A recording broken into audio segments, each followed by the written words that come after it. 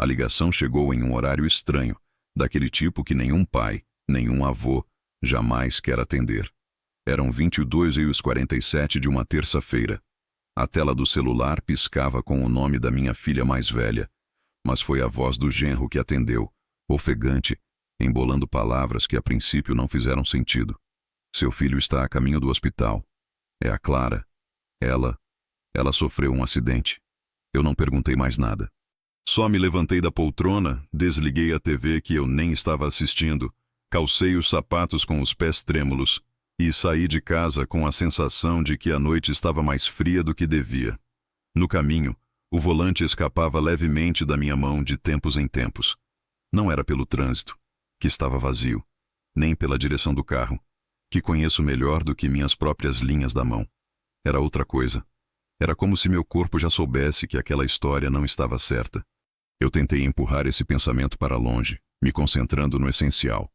Meu filho e meu neto estavam prestes a passar por um trauma, e eu precisava ser forte por eles. Cheguei ao hospital às 23h32.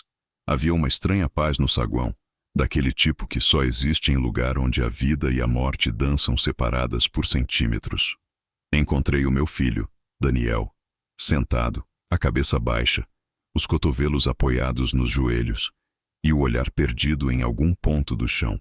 Ele não chorava, mas havia algo nos ombros dele que me doeu mais do que qualquer lágrima. Peso. O peso do medo, da incerteza e talvez da culpa. Ao lado dele, meu neto, Lucas, de 9 anos, segurava um copo de chocolate quente que parecia grande demais para as mãos dele. E mesmo assim, parecia que era a única coisa que o mantinha firme ali. Me aproximei devagar, toquei no ombro de Daniel, que levantou o rosto com um susto pequeno. Nos abraçamos em silêncio. Um daqueles abraços que dizem tudo sem dizer nada. A médica apareceu minutos depois. Uma mulher de uns 50 anos, com a expressão treinada para não demonstrar nem otimismo nem tragédia. Ela disse que Clara havia batido a cabeça com força, que estava inconsciente e que haviam induzido o coma para controlar a pressão no crânio. E então soltou a frase que deu nome àquela madrugada. Agora é esperar. Esperar. O verbo mais doloroso que existe quando quem está do outro lado é alguém que você viu sorrindo pela última vez naquele fim de semana, no churrasco em que Clara parecia tão viva, tão falante, tão presente. Clara sempre foi expansiva, daquelas que falam com as mãos, que riem alto, que organizam tudo, mesmo o que não precisa de organização. Ela era o tipo de pessoa que preenche os espaços com tanta intensidade que sua ausência grita. Daniel pediu para ficar um pouco sozinho. Disse que precisava resolver algo com o plano de saúde, mas eu entendi o que ele queria. Alguns minutos para desmoronar sem plateia. Fiquei ali com o pequeno Lucas, que mantinha os olhos fixos na máquina de refrigerante do canto. Quer alguma coisa? Perguntei. Ele balançou a cabeça devagar. Depois olhou para mim e disse: Vovô, ela vai ficar bem? Eu quis mentir. Quis muito. Mas em vez disso, apenas disse: A gente vai cuidar dela, tá bom? E de você também. Uma enfermeira veio nos chamar dizendo que poderíamos visitar a Clara por alguns minutos. Daniel ainda estava no telefone. Então fui eu. A mão do Lucas apertou a minha com força. E sem soltar. Subimos juntos, em silêncio, até o quarto 412. O quarto era gelado. Mais gelado que o saguão. Mais gelado que o mundo inteiro naquela hora. Clara estava deitada, ligada a tubos e monitores. Um dos olhos parcialmente aberto, mas sem foco, como se a alma estivesse a quilômetros dali. O som ritmado dos aparelhos preenchia o quarto, mas o que me impressionou não foi a aparência dela. Foi a sensação de que algo ali estava performático.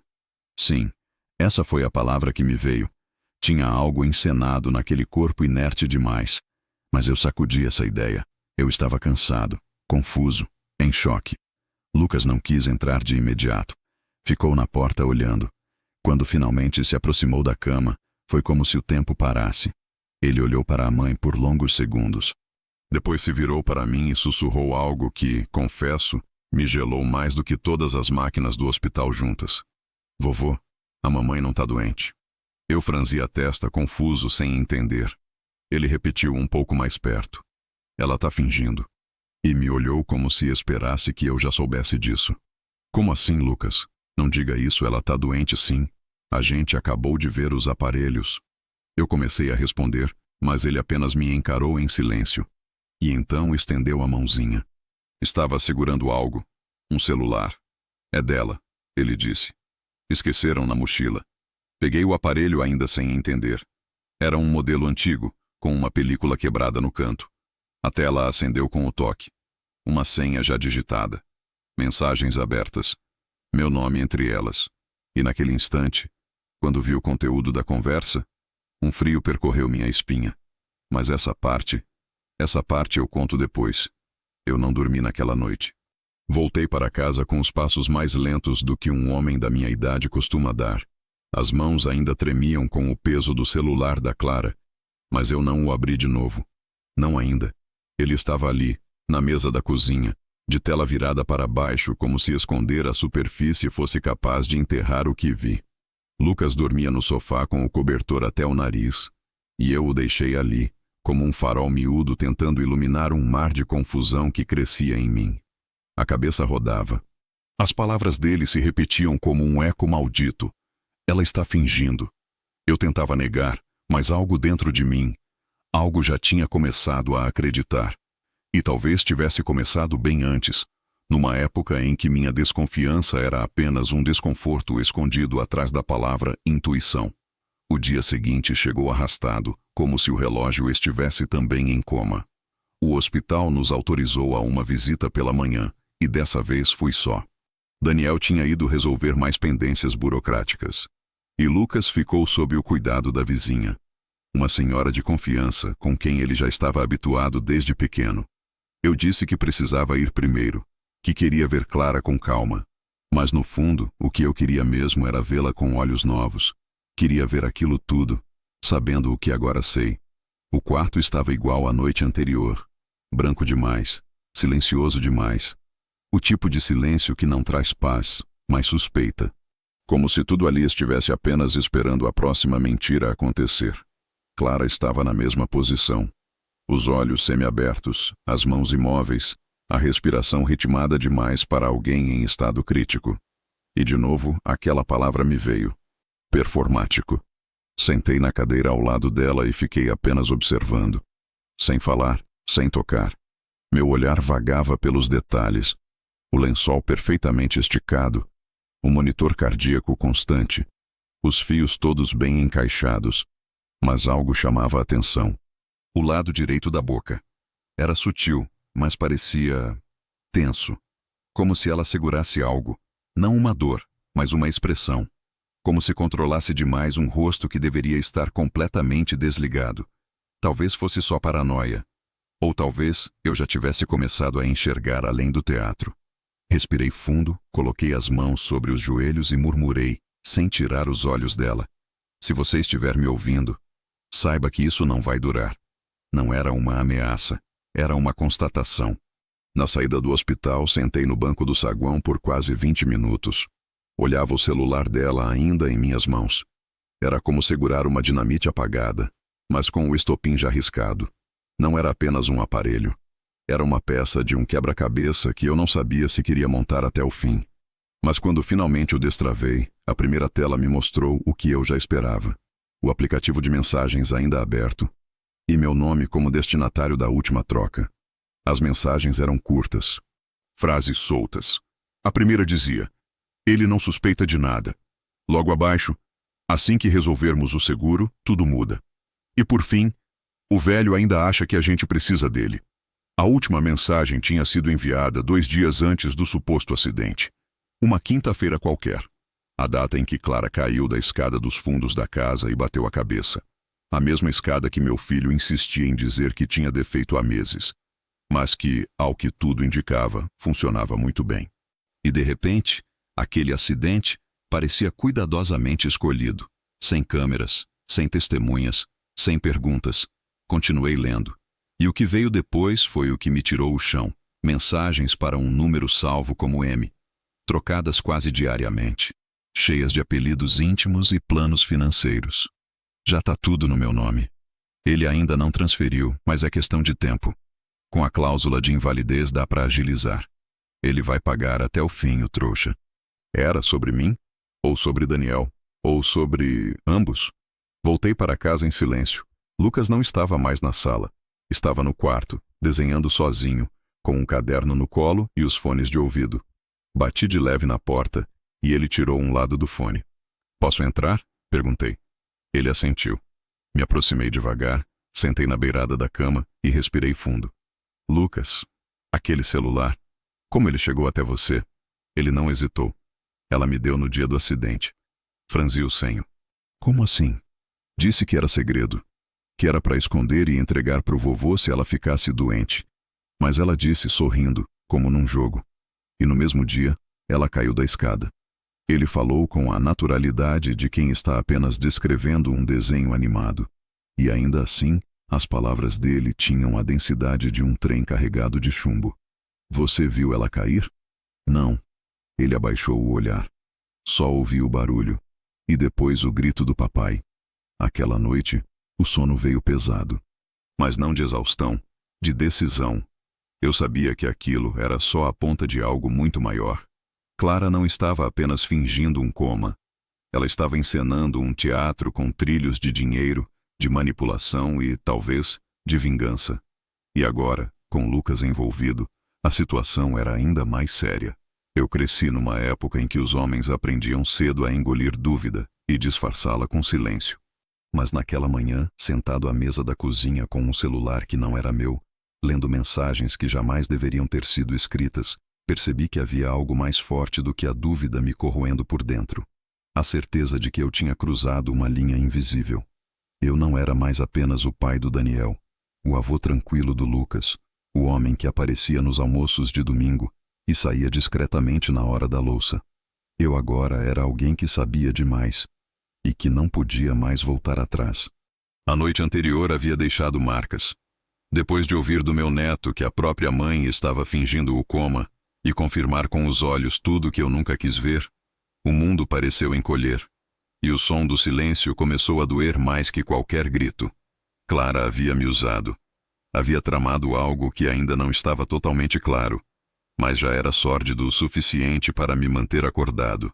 Ela havia me chamado de trouxa em mensagens que pareciam calculadas, com códigos de movimentações bancárias, referência a apólices, cláusulas e até um tal documento do testamento, que ela dizia estar quase convencendo ele a alterar. Eu não sabia ao certo se o ele era Daniel, ou eu, mas o que me assustava mais era a frieza com que escrevia tudo isso, como se a vida dela e a nossa fosse apenas uma planilha, e o coma, um item da fórmula.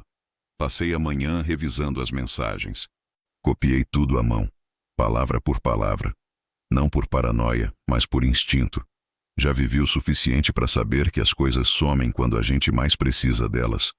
E aquele celular, mais cedo ou mais tarde, poderia ser roubado, perdido, ou até cair numa privada. Acidentalmente, claro. Então eu copiei tudo, linha por linha, com a letra firme de quem está mais acordado do que nunca. Na tarde daquele mesmo dia, recebi uma ligação do hospital. Disseram que Clara havia tido uma leve alteração nos sinais neurológicos e que seria bom que alguém da família fosse até lá para uma nova avaliação junto com os médicos. Daniel ainda estava resolvendo pendências com o plano, ou assim dizia. Então fui eu. Antes de sair, olhei para Lucas e disse que voltava logo. Ele apenas assentiu, os olhos baixos, como se entendesse que, a partir dali, as coisas já não tinham mais retorno. No hospital, a médica me recebeu com um sorriso profissional demais para a situação. Seu filho não pôde vir? Perguntou. Respondi que ele estava preso com papeladas, mas que eu estava ali. Ela assentiu, me guiou até a sala onde outros 2 profissionais nos aguardavam. Começaram a explicar detalhes clínicos que não entendi de imediato. Pressão intracraniana, níveis de resposta motora, reflexos involuntários. Tudo parecia estável, mas havia algo nos olhos deles que entregava hesitação. Vocês desconfiam de alguma coisa? Perguntei seco. A médica hesitou, então disse: é delicado, senhor. Mas observamos padrões neurológicos que não se alinham exatamente com o que seria esperado nesse tipo de trauma. Há indícios de simulação. Não podemos afirmar, mas É incomum. Muito incomum. Simulação. A palavra pairou no ar como uma cortina que se abre para revelar o palco. Eu não disse nada. Apenas agradeci e pedi para vê-la sozinho. No quarto, Clara estava igual. Cabelos penteados, rosto limpo, os mesmos aparelhos, a mesma luz branca de hospital refletida em tudo. Mas agora eu sabia que não era um quarto. Era um cenário. Sentei ao lado da cama, olhei para ela e então falei, com a voz baixa, sem raiva, sem pressa. Eu vi tudo, Clara. Vi o celular, vi suas mensagens, sei do seguro, sei do plano, e você sabe que eu sei. Pausei, observando o menor sinal de reação. O canto da boca dela, quase imperceptível, se contraiu, como se estivesse tentando impedir que o corpo traísse a mentira. E naquele instante, algo dentro de mim confirmou o que Lucas já havia entendido muito antes. Ela estava acordada, consciente e fingindo. Permaneci ali por mais alguns minutos. Não disse mais nada, apenas permaneci. E antes de sair, deixei um pequeno bilhete ao lado da cama, não assinado, escrito à mão, com a mesma letra com que copiei as mensagens. Dizia apenas: acordar é fácil, lidar com o que vem depois é que vai doer. Na saída do hospital, vi Lucas sentado no banco do saguão com um livrinho nas mãos. Ao me ver, correu até mim. Ela falou alguma coisa? Perguntou. Eu balancei a cabeça, não com palavras. Ele me olhou por um tempo, depois abriu a mochila e tirou algo que me fez parar no meio do passo. Um pequeno gravador digital, dos antigos, daqueles que usamos em entrevistas ou anotações. Ela me deu também, disse. Mandou eu esconder. Disse que era só para usar se um dia tudo desse errado. Peguei o gravador. Era leve, frágil, mas carregava um peso que eu já sentia antes mesmo de apertar o play. Você ouviu? Ele fez que não com a cabeça. Quer ouvir comigo? Perguntei. Quero. Entramos no carro. Fechei as janelas.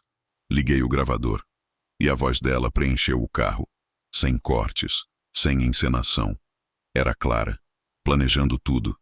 O som da voz da Clara, gravada naquele pequeno aparelho, ecoou por dentro do carro como se alguém tivesse aberto uma porta para uma outra realidade. Não era grito. Não era ameaça. Era pior. Era cálculo. Frieza disfarçada de doçura. Aquela voz que durante anos eu associei à nora carinhosa, à mulher alegre que preparava os almoços de domingo, agora sussurrava palavras como vantagem, previdência, dependência emocional. E no meio disso tudo, meu nome. O nome do meu filho. E até com mais sutileza, o do Lucas. Ela estava arquitetando aquilo há muito mais tempo do que imaginávamos. O gravador tinha 4 faixas curtas. Cada uma parecia ter sido feita como se ela estivesse ensaiando o que diria para alguém. Talvez um advogado, talvez o homem das mensagens salvas como M, talvez ela mesma. Em uma delas, Clara dizia: se eu conseguir fazer ele transferir a cláusula de responsabilidade legal para mim, mesmo que temporariamente, já basta. Depois disso, tudo entra como invalidez permanente. Não tem como contestar se eu estiver em coma. Ele vai assinar. A voz era serena, como quem explica uma receita de bolo. Na última gravação, ela dizia algo que me fez encolher os dedos no volante. O Lucas vai ficar bem. Com o tempo, ele esquece. Criança é maleável. E com os valores da apólice, dá para garantir o futuro dele. E o meu. Ela dizia aquilo como se estivesse protegendo o filho. Mas não era isso.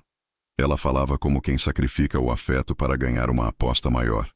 E Lucas era só mais uma peça. Quando terminei de ouvir, fiquei em silêncio por longos minutos. Lucas ao meu lado também não disse nada. Depois ele soltou, quase como quem pede desculpas por ter contado um segredo. Eu sabia, vovô, mas não sabia como dizer. Só sentia que ela não estava brincando. Não era brincadeira. Era uma fraude em construção. Um teatro montado com perfeição. Guardei o gravador com cuidado no bolso interno da minha jaqueta e voltei para casa com um gosto de sangue na boca, mesmo sem ferida alguma. Tudo que eu sentia era uma raiva silenciosa, contida, canalizada.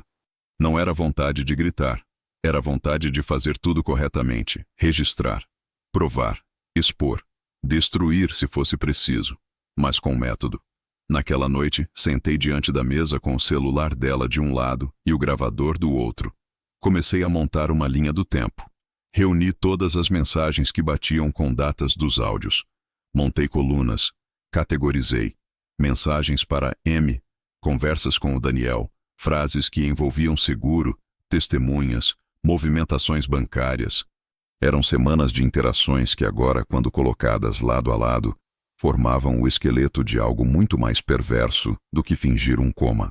Era um esquema de apropriação, de manipulação emocional e legal para controlar o patrimônio da família, a narrativa da história e, por fim, a verdade.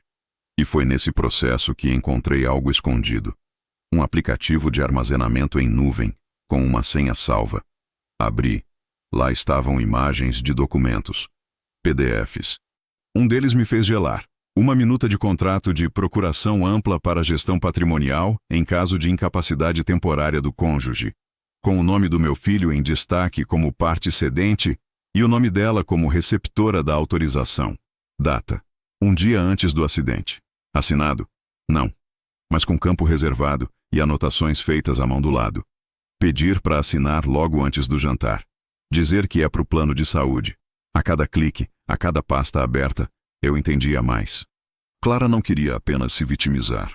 Ela queria desaparecer no papel, se tornar uma ideia. A de uma mulher vulnerável, ferida, inconsciente, dependente, enquanto nos bastidores tomava posse de tudo. Ela esperava que Daniel, perdido, desesperado, emocionalmente abalado, assinasse os documentos em nome do amor. Ela contava com a comoção, com a urgência, com a fragilidade de um homem vendo a esposa em estado crítico. Mas algo deu errado. Talvez ele tenha hesitado, talvez tenha adiado, talvez tenha desconfiado. E então ela precisou improvisar. Mas improvisar não significava desistir. E então veio o coma. Na manhã seguinte voltei ao hospital. Dessa vez com tudo impresso, em 2 vias. Não para confrontar Clara, ainda não. Mas para falar com alguém que talvez pudesse me ajudar a entender o que era possível fazer sem alertá-la de que já sabíamos. Falei com a médica, mostrei apenas partes. Ela franziu o rosto. Disse que não podia tomar nenhuma ação legal, mas me orientou a procurar uma assistente social do hospital, que, por sorte, já estava envolvida no caso por conta do histórico do seguro de saúde da família. Marcamos uma conversa com ela em uma salinha reservada. Mostrei tudo, sem omitir nada. Ela ouviu, viu os documentos, os áudios, as mensagens, e então respirou fundo, como quem entende que está prestes a se meter em algo maior do que deveria. Se isso for confirmado, ela disse, não é só fraude, é também risco emocional para essa criança, o neto do senhor. A gente vai ter que notificar. Não agora, eu respondi. Ainda não. Eu só quero que vocês saibam e que estejam preparados, porque quando ela acordar, ela vai jogar. E ela assentiu. Entendido. Mas o senhor vai precisar de um advogado. Eu já sabia disso. E foi exatamente isso que fiz naquela mesma tarde. Contratei um conhecido de décadas atrás, amigo da época em que eu ainda trabalhava, discreto, técnico, com a frieza necessária para lidar com esse tipo de coisa, e com ele preparei o que viria a ser o início do fim da farsa. Mas antes que isso tudo se desenrolasse, algo inesperado aconteceu. Clara abriu os olhos. O despertar dela aconteceu como tudo que Clara fazia. No tempo certo, com os olhos semicerrados, como quem acorda de um cochilo leve, não de um coma de dias. Não houve tremores. Não houve confusão. Só um movimento sutil dos olhos, uma piscada lenta, o respirar levemente mais profundo. Eu estava no corredor quando a enfermeira saiu do quarto com o olhar surpreso. Ela abriu os olhos. A frase caiu como chumbo no peito. E por mais que eu esperasse por aquilo, por mais que eu soubesse que o teatro tinha hora para terminar, algo naquela frase me travou por dentro. Era como se a peça tivesse entrado no ato final, e a atriz principal voltava à cena com todos os holofotes prontos para ela. Daniel foi chamado imediatamente. Chegou trêmulo, com os olhos vermelhos de emoção e alívio. Eu o vi respirar fundo antes de entrar. Não quis segui-lo, não naquele momento. Do lado de fora, escutei palavras abafadas, depois um choro contido, "Eu tô aqui, amor", que me apertou por dentro. Ele ainda não sabia, e eu ainda não podia contar. Lucas também ficou fora. Sentado na sala de espera, desenhava num caderno enquanto balançava as pernas. Desde a noite do gravador, ele não me perguntava mais nada. Era como se entendesse que estávamos numa travessia longa demais para confiar em palavras. Ele só me olhava, de vez em quando, como quem quer perguntar: "A gente vai sair disso?" E eu apenas retribuía com um aceno de cabeça quase imperceptível, mas cheio de uma força que eu mesmo fingia ter. No final da tarde, Daniel me ligou. A voz dele parecia diferente. "Pai, posso te mandar uma coisa?" Respondi que sim. Ele disse: "Me diz o que você acha. Recebi isso agora." Segundos depois, chegou a mensagem no meu celular. Era um print, uma tela de conversa, entre ele e Clara. A primeira mensagem enviada logo após ela acordar. "Acho que agora você entende por que fiz o que fiz. Não me julgue sem saber o que descobri." Julgar? Descobri? Mais uma vez, ela tentava inverter os papéis. Se posicionar como vítima, mártir, estrategista nobre que age por necessidade, não por frieza. Eu já conhecia essa narrativa. E sabia que era só o começo. Na sequência, outra mensagem dela. "Você vai achar que fui longe demais, mas antes de dizer qualquer coisa, abra aquele e-mail que te mandei antes do acidente. O que está marcado como contas. Aquilo vai explicar tudo." Contei até 10 antes de responder. Liguei de volta. Daniel atendeu de imediato. "Pai, o que ela está querendo dizer com isso?" Perguntei. "Você chegou a ver esse e-mail?" Ele respondeu que não. Que achou que fosse coisa de finanças da casa, e nem abriu. Pedi que ele não respondesse a Clara por enquanto, e que me encaminhasse o e-mail. Ele fez isso. O título era genérico: planilhas. O anexo: uma pasta zipada com 3 arquivos. Um deles nomeado Contas Meus Pais. Outro, Documentos Reservados. E o último, Seguro, cópia.pdf. Abri devagar. O primeiro arquivo parecia um extrato de despesas. Tudo com datas e valores detalhados. Supostos gastos da família com médicos, psicólogos, tratamentos. Tudo em nome do Lucas. Mas bastava olhar com atenção para perceber os absurdos. Sessões cobradas no mesmo horário. Médicos que não atendem crianças. Tratamentos duplicados. Clara estava criando um histórico falso de despesas médicas. Como se preparasse uma justificativa para extrair reembolso ou até pedir indenizações. No segundo arquivo, um conjunto de documentos escaneados. Entre eles, uma minuta de alteração de testamento com meu nome e o de Daniel, e anotações no rodapé. Manter estrutura até ele ceder. Ele, no caso, era Daniel. Havia ainda uma autorização de uso de imagem e áudio para finalidades médicas.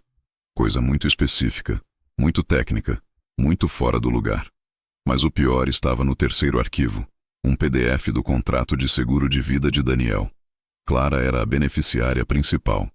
E a cláusula de invalidez do cônjuge tinha sido recentemente ampliada para incluir incapacidade emocional comprovada por psiquiatra nomeado pela parte requerente. Uma cláusula que ela havia incluído 2 meses antes. Era isso. Ela queria induzir Daniel a assinar o restante dos documentos para completar o processo. Simular um colapso emocional dele. Reunir provas médicas. Depois se declarar protetora legal da família. E com isso, garantir acesso total às finanças, aos imóveis, ao seguro, ao fundo universitário do Lucas. E, pior, ao plano de aposentadoria que eu mantinha como dependente solidário da família. Ela já estava com tudo pronto. Só faltava o último empurrão. Eu fechei os olhos. Respirei fundo e senti aquela raiva fria voltar, a mesma que senti quando abri o celular pela primeira vez. Mas agora ela vinha acompanhada de um novo ingrediente: desprezo. Porque Clara sabia o que estava fazendo. Sabia das consequências. Sabia quem ia cair no processo. E fez assim mesmo. Naquela noite, preparei o dossiê. Reuni os prints das mensagens, os áudios do gravador, as cópias dos e-mails e organizei tudo em uma pasta física e uma cópia criptografada em nuvem. Entreguei uma versão à minha advogada. Disse a ela: "Isso é só o começo. Quando ela tentar o próximo movimento, quero estar um passo à frente." No dia seguinte, ela tentou. Pediu para conversar comigo. Sozinhos. Disse que precisava se explicar. Aceitei, mas levei a pasta comigo. Quando Clara pediu para me encontrar sozinha, minha primeira reação foi de recuo. Não por medo, Mas por respeito à clareza, eu já tinha aprendido, tarde demais, que conversar com ela era como atravessar um terreno minado de palavras. Cada frase parecia inocente, mas escondia uma intenção cuidadosamente armada. Mesmo assim, aceitei. Eu queria ver, queria ouvir.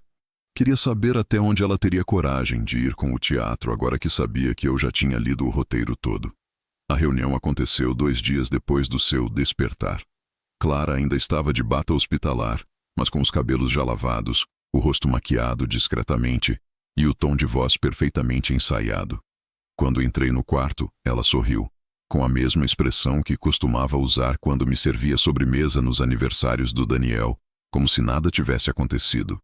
"Obrigada por vir, sogro", ela disse, como quem retoma um apelido carinhoso esquecido. Eu me sentei com calma. A pasta repousava sob meu braço. Me mantive em silêncio.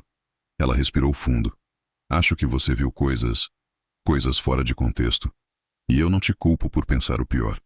Mas o que eu fiz, o que eu estava tentando fazer, não era para mim. Era para proteger vocês." Não respondi. Apenas olhei, como quem dá corda ao relógio antes de ouvir o tic-tac. Ela continuou.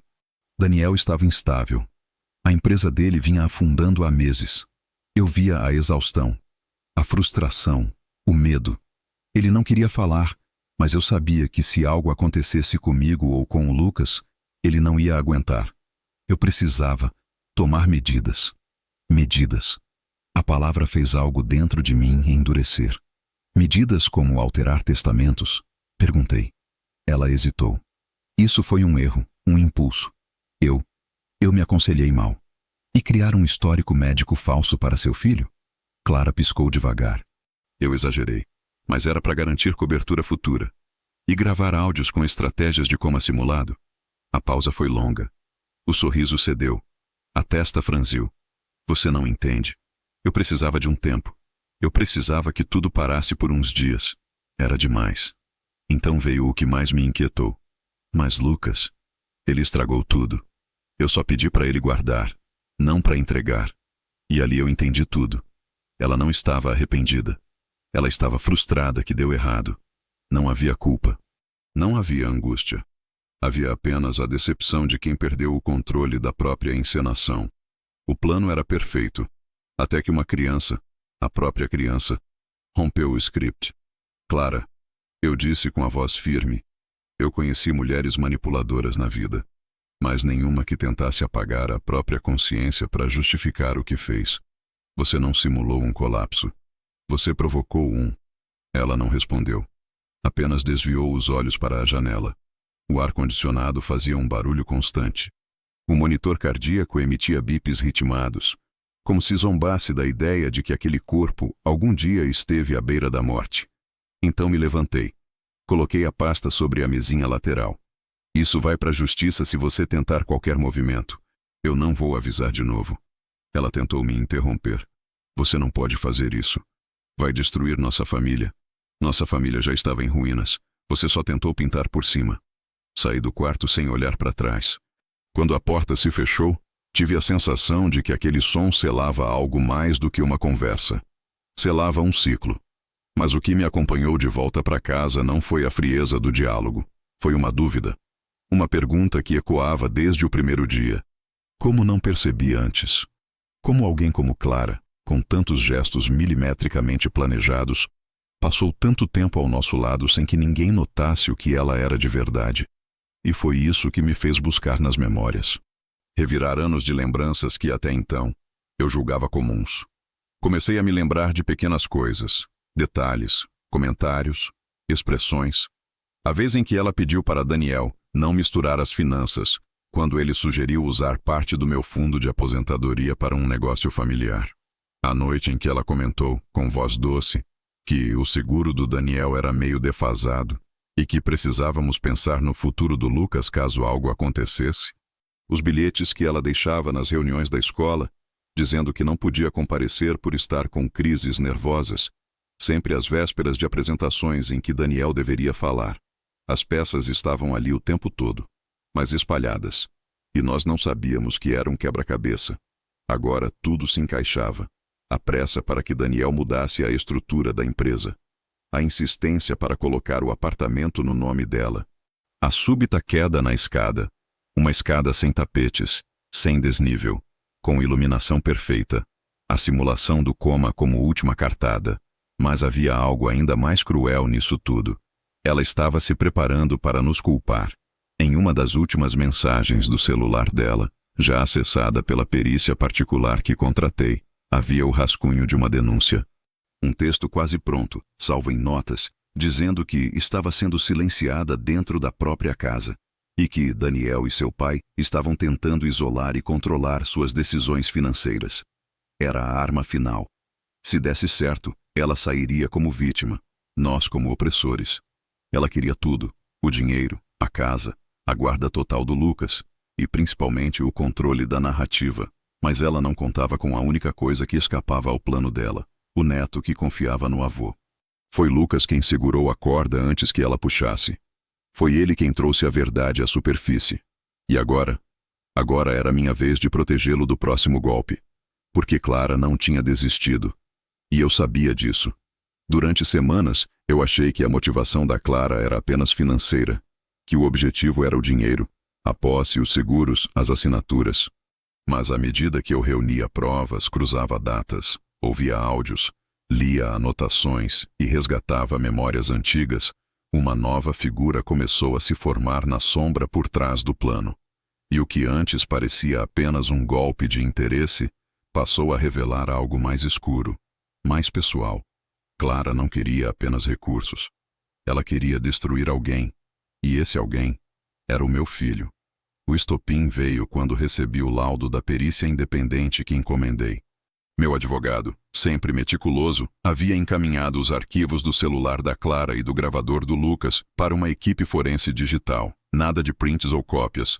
Eles acessaram os metadados, reconstruíram arquivos deletados, decifraram conversas criptografadas e coletaram o histórico de chamadas e de localização. Foi assim que descobrimos a segunda linha dela. Um número de celular virtual, usado exclusivamente para se comunicar com o tal M, que agora sabíamos o nome completo. Maurício Salles, um antigo colega de faculdade de Clara, envolvido com consultorias financeiras e, segundo algumas fontes, com abertura de empresas em nomes de terceiros. Mas não era só isso. Nas mensagens trocadas com ele, escondidas fora dos aplicativos tradicionais, usando plataformas que apagam os registros, Clara deixava claro o objetivo final: enfraquecer Daniel emocional e legalmente, registrar um histórico de colapsos, induzi-lo a aceitar ajuda psiquiátrica, coletar assinaturas sob efeito de medicamentos e, por fim, decretá-lo judicialmente inapto para a gestão de bens e guarda parental. Ela queria que o pai do próprio filho fosse declarado incompetente. E o motivo não era só ambição, era vingança. Entre os arquivos resgatados, havia áudios gravados por ela mesma em forma de desabafo. Pequenos trechos, alguns mal articulados, como se estivesse falando sozinha durante caminhadas ou gravando em segredo. Um deles me fez parar a respiração. Clara dizia: ele achou que podia me enganar. Achou que se separar da ex e me colocar no pedestal era suficiente, mas eu vi o que ele fazia quando achava que eu não estava olhando. Eu vi as mensagens. Eu vi a planilha com os nomes das mulheres. Eu vi o contrato que ele nunca cancelou. E agora ele vai ver. Era a raiva falando. A raiva de quem se sentiu traída, mas não por mim, por ele, por Daniel. Outro áudio, ainda mais perturbador. Não importa se ele mudou. Não importa se agora ele diz que é pai de família. Quem fere uma vez, fere sempre. Eu dei a ele o melhor de mim. Ele deu para mim só os restos. Eu vou levar tudo. Tudo que ele acha que é dele, inclusive o filho. E ali ficou claro, o plano da Clara não nasceu por ganância. Nasceu da decepção que se transformou em obsessão. Ela queria punir Daniel. Queria que ele perdesse tudo.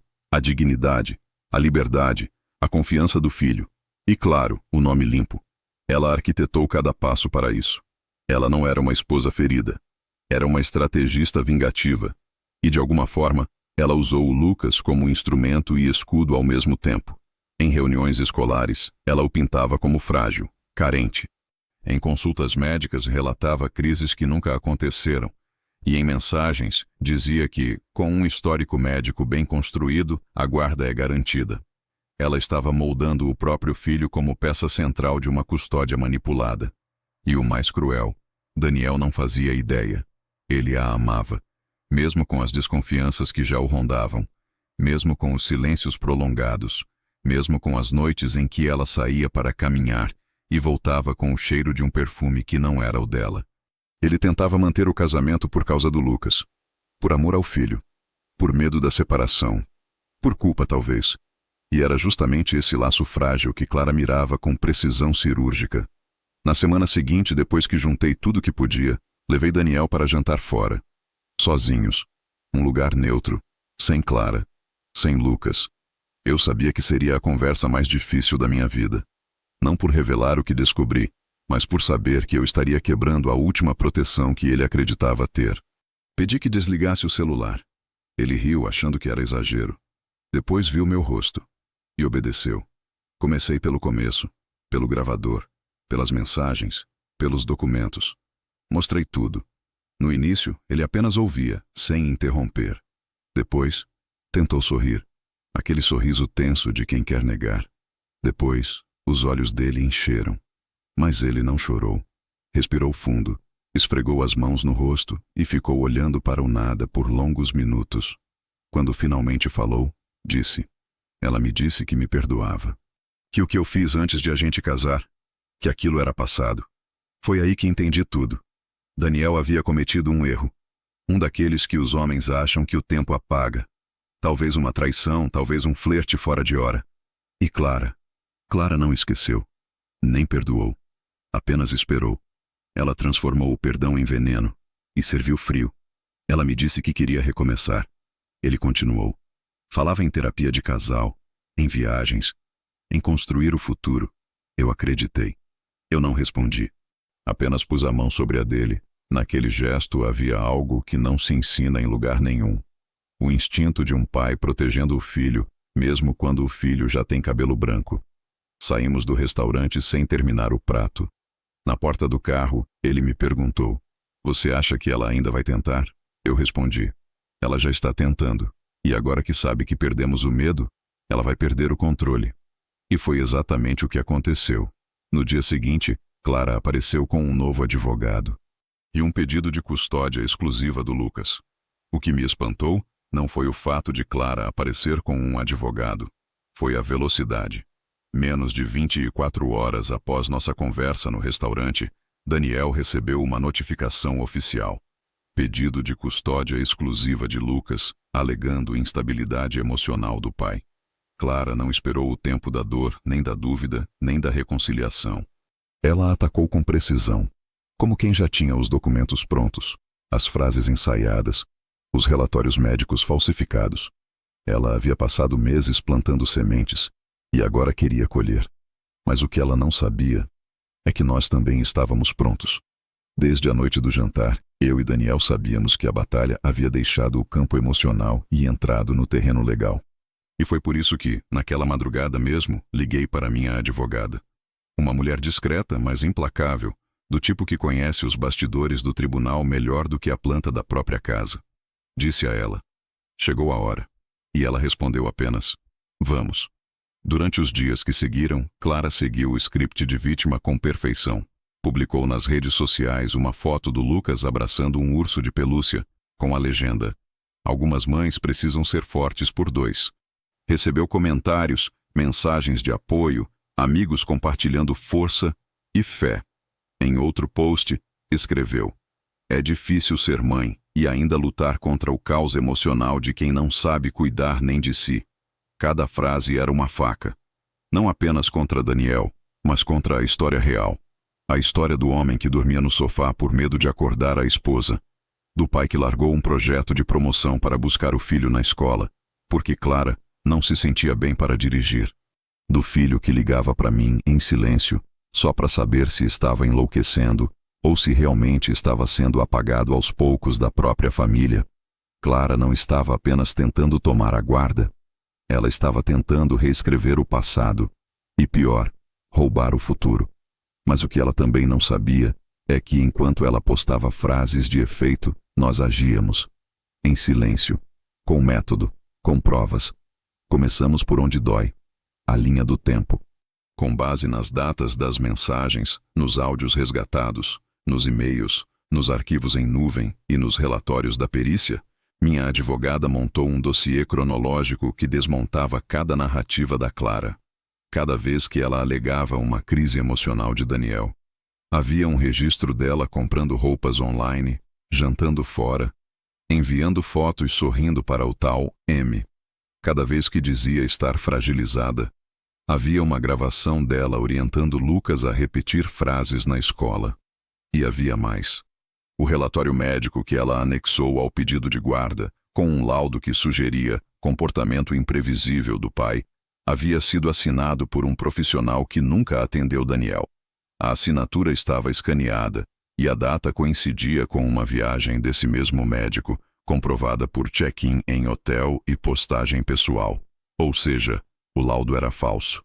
Enquanto Clara nos pintava como monstros, nós pintávamos o retrato real. Mas eu sabia que provas, por si só, não vencem. É preciso timing. É preciso estratégia. E às vezes é preciso deixar o inimigo falar antes de responder. Foi por isso que não reagimos de imediato. Recebemos a notificação, acompanhamos os posts, vimos os advogados dela enviarem novas solicitações. Ela começou a se sentir confiante, relaxada, como se o roteiro estivesse finalmente funcionando. Até que no dia da primeira audiência preliminar, ela se deparou com uma sala vazia. Apenas os advogados, o juiz e nós. Daniel não falou muito. Quem falou foi a verdade. A pasta que entregamos incluía as mensagens, os prints, o extrato bancário de movimentações suspeitas, os arquivos de áudio, as tentativas de manipulação de Lucas, as gravações em que Clara dizia com todas as palavras: "Se eu conseguir deixar ele fora da jogada, a guarda é minha. Depois eu negocio com ele de igual para igual." O juiz, experiente, leu em silêncio. Demorou 30 minutos para terminar de analisar. Depois disse: "Esse caso não será decidido agora." Mas a credibilidade da autora foi profundamente afetada, e qualquer decisão precipitada poderá comprometer a integridade do menor. A guarda permaneceu compartilhada, mas com visitas supervisionadas para Clara, até a investigação completa dos documentos. Ela não sorriu na saída, nem olhou para trás. Mas eu olhei, e pela primeira vez em meses, vi em Clara não apenas frustração, vi pânico, porque ela finalmente percebeu. Não estava mais lidando com o avô calado, o pai culpado, o filho obediente. Estava lidando com homens despertos. E ao chegar em casa naquela noite, antes de deitar, fiz uma última coisa em segredo. Abri o cofre que eu mantinha trancado há anos. Lá dentro, os documentos da casa onde morávamos, em nome conjunto entre Daniel e Clara, mas com cláusula de reversão, registrada por mim no passado, como proteção do patrimônio de família. Uma cláusula que ninguém lembrava, exceto eu. E agora, Clara estava prestes a descobrir que até a casa onde tramou tudo não era dela. Engraçado como algumas máscaras não caem com um baque, não se desfazem no chão como cerâmica rachada. Algumas máscaras simplesmente derretem, lentamente. E quando você percebe, não há mais diferença entre a mentira e o rosto por trás dela. Foi isso que aconteceu com Clara. O coma havia acabado dias antes, mas o verdadeiro despertar ainda não tinha acontecido. Ela continuava andando pelos corredores do hospital com o andar treinado de vítima. A voz baixa, a postura frágil, o olhar semicerrado que tanto hipnotizou quem só via a superfície. Mas após a audiência, após o juiz rasgar silenciosamente a integridade do pedido de guarda, algo em Clara começou a mudar. Não em público, nunca em público. Ela ainda mantinha o tom ensaiado, a gentileza artificial, os sorrisos que lembravam os de uma atriz em turnê prolongada. Mas havia algo nos olhos. Algo que Daniel percebeu primeiro. No jantar, ela me olhou como se soubesse que o jogo tinha acabado. Ele me disse, como se estivesse fazendo o inventário do que ainda podia carregar antes de sair da casa em chamas. Na manhã seguinte à audiência, recebi um e-mail. Sem assunto, sem texto no corpo, apenas um anexo. Abri. Era um áudio. Clara, em tom firme, dizia: Não vou desistir. Você sabe que eu não sou de desistir. Se quiser guerra, vai ter. Mas lembre-se, você ainda é pai. E pai erra. E o mundo adora um homem arrependido. Só que eu não sou obrigada a perdoar. Era um recado, direto. Não para Daniel, para mim. Ela havia entendido, finalmente, que eu estava por trás do silêncio que a desarmou. Ela esperava a defesa emocional de um pai tentando proteger o filho.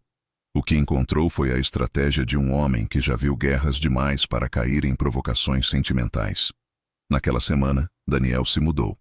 Levou Lucas para o meu apartamento, que ficava em um bairro mais afastado, mas seguro. Fui com eles. Disse que só voltaria para minha casa quando tudo estivesse resolvido. Clara permaneceu na residência oficial, ainda registrada em nome dos dois, mas com a cláusula de reversão que ela desconhecia.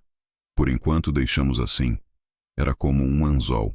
Ela acreditava estar segura, ainda dona de alguma coisa, mas cada movimento em falso apenas firmava a linha. Foi durante esse período que recebemos um aviso discreto. Clara havia tentado acessar o fundo educacional de Lucas. Usou credenciais antigas do Daniel, uma assinatura digital copiada e um argumento patético. Precisava transferir para uma conta de aplicação de menor risco. O banco, treinado para detectar golpes mais sofisticados, ligou diretamente para a gerente de Daniel, que por sua vez nos alertou. Ela ainda está cavando, disse Daniel. Ela está afundando, corrigi. E foi aí que tomei a decisão final. Voltei ao cartório onde anos antes havia registrado a cláusula de reversão patrimonial. Atualizei os dados. Solicitei cópia autenticada e levei o documento pessoalmente até minha advogada. Lá constava, em caso de risco legal, fraude comprovada ou conduta lesiva à integridade familiar, o bem seria removido do nome conjunto e retornaria ao proprietário original. No caso, eu. Era uma salvaguarda da época em que Daniel ainda era jovem e impulsivo. Uma exigência minha que ele relutou em aceitar, mas acabou concordando. Na época, Clara chamou de desconfiança boba. E ele, envergonhado, nunca mais tocou no assunto. Agora, ela entenderia que aquela cláusula era o prego final no caixão do plano dela. O documento foi protocolado. E conforme orientação da advogada, enviamos uma cópia para o advogado da Clara. Com discrição, sem barulho, apenas para manter a transparência nos registros. Uma cortesia formal, um sussurro gelado. 2 dias depois, ela apareceu no portão do meu prédio. Sozinha. Não trouxe mala, nem bolsa, nem celular. Só ela. E um envelope fino nas mãos. Pedi que subisse. Sentei com ela na varanda, de frente para o jardim do condomínio. Lucas não estava. Estava com Daniel no mercado. Era como se o universo soubesse que aquele momento precisava ser entre nós dois. Pela última vez. Clara sentou, cruzou as pernas e colocou o envelope sobre a mesa. Não o abriu. Você ganhou, ela disse. Não era derrota na voz dela, era exaustão. Não quero mais lutar, continuou. Não tenho forças. O que eu fiz não tem justificativa. Mas também não foi só maldade. Fiquei em silêncio. Ela prosseguiu. Acho que fui ficando amarga. Achei que podia controlar tudo. Que se eu sofresse menos, machucando antes de ser machucada, eu ia estar segura. Respirou fundo. Mas não existe segurança quando a gente se transforma no que mais temia. Eu só queria que ele me respeitasse, que me escolhesse, que me colocasse no centro. Mas acabei virando um satélite de mim mesma. As palavras pesavam, mas não bastavam. Esse envelope, ela disse empurrando-o para mim. Tem minha renúncia à guarda integral. Quero que ele fique com vocês. Onde está seguro? Eu vou cuidar de mim agora. Eu assenti. Não agradeci. Não confortei. Aquela conversa não era sobre perdão. Era sobre fechamento. Antes de se levantar, ela olhou pela janela. O céu estava nublado, mas havia luz. Você sempre foi o único que me olhava de verdade, ela disse. Agora eu entendo que era medo. Você via o que eu escondia. Ela foi embora sem mais palavras. No envelope, além da renúncia, havia uma carta para o Lucas. Não li. Apenas entreguei a Daniel, para que ele decidisse quando, ou se, o filho deveria ler. A máscara de Clara não caiu no hospital, nem na audiência, nem nas redes sociais. Caiu ali, na varanda de um avô cansado, com a única coisa que ela nunca conseguiu manipular: a consciência de quem já perdeu demais para fingir mais alguma coisa. Foi estranho o dia em que tudo finalmente ficou calmo. Eu esperava que o fim viesse como uma explosão. Gritos, portas batendo, talvez alguma última tentativa desesperada de manipulação. Mas não. O fim chegou como um domingo nublado, como uma cadeira vazia onde antes alguém ocupava espaço demais. Não houve plateia, nem aplausos. Só o eco daquilo que já sabíamos há tempos. Acabou. Clara não voltou mais. Cumpriu a renúncia. O advogado dela, agora visivelmente mais silencioso, encaminhou a documentação para formalizar o novo acordo de custódia. Lucas continuaria com Daniel. E comigo, enquanto fosse necessário. Ela não contestou. Não fez publicações, não deixou rastros, não pediu visita, nem mandou recado. Apenas sumiu, como uma lembrança ruim que, mesmo sem querer, começa a se desfazer nas bordas da mente. Mas mesmo assim, houve uma última conversa. Ela não foi falada. Foi servida. Um mês depois de tudo, num sábado qualquer, chamei Daniel e Lucas para almoçarem comigo. Cozinhei. Com minhas próprias mãos. Um arroz simples, carne assada com batata doce e um pudim de leite condensado que não fazia há mais de 10 anos. Era minha maneira de costurar as pontas, de puxar o fio de volta para onde ele deveria estar desde o começo. A mesa. Na hora do almoço, Lucas sentou-se ao meu lado e perguntou: "Vovô, a mamãe vai voltar?" Pousei os talheres com cuidado.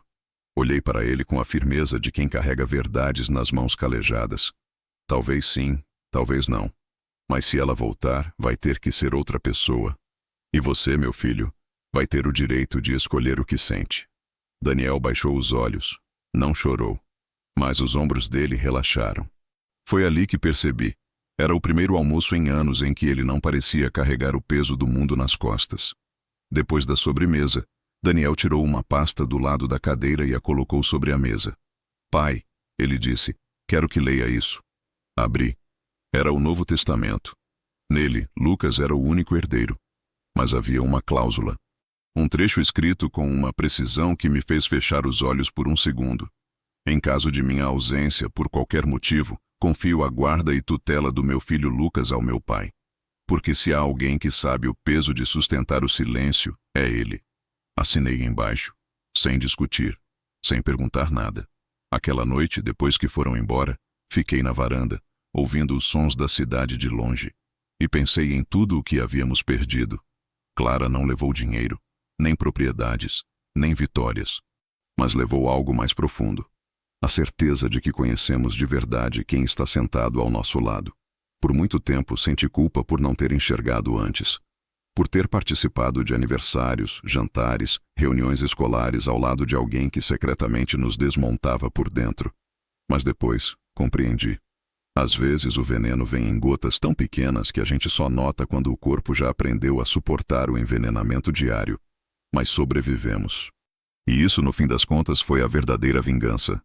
Não com escândalos, não com gritos, mas com estrutura, com verdade, com amor limpo, com uma mesa posta para 3. Hoje Clara ainda manda cartas, umas 2 por mês. Chegam por meio do advogado, com pedidos de visita supervisionada, relatos de acompanhamento psicológico e uma tentativa quase tímida de mostrar que está tentando mudar. Algumas vezes, Daniel lê. Outras, apenas guarda. Nunca responde. Lucas sabe, mas não pergunta mais. Certa noite, encontrei um papel rabiscado no caderno dele. Dizia: "A gente não precisa odiar. Só não precisa deixar chegar perto de novo." Dobrei o papel, guardei no envelope onde antes estavam as mensagens da mãe. Hoje, o envelope está vazio, porque deixei tudo com a justiça, com o tempo, com o esquecimento. Às vezes passo pela antiga casa e olho de longe. Clara não está mais lá. Está vazia, aguardando finalização do processo de reversão. Em breve será vendida. E, com o valor, Daniel pretende começar de novo. Comprar um lar de verdade, sem sombras, sem contratos camuflados, sem promessas falsas. Quando ele me contou, perguntei: "E vai colocar no nome de quem?" Ele sorriu. "No meu. E no do Lucas, mais ninguém." Foi a primeira vez que senti que ele estava curado.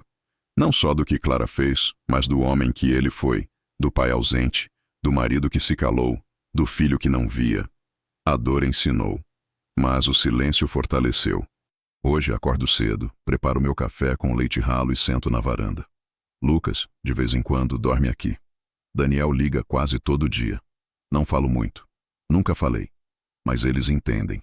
Porque agora, finalmente, somos três que não precisam fingir.